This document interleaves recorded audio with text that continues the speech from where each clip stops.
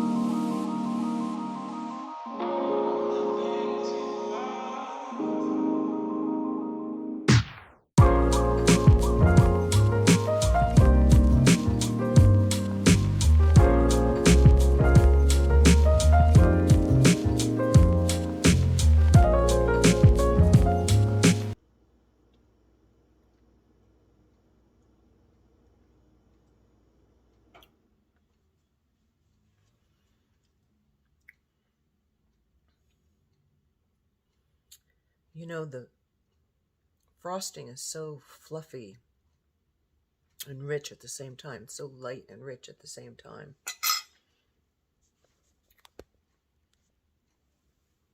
And cake is very moist. It's like a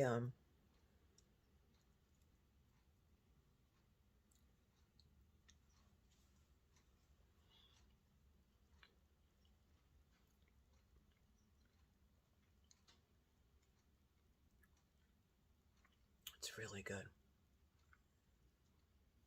Very moist. Moist, but yet moist and rich, but and the frosting rich, but not too much.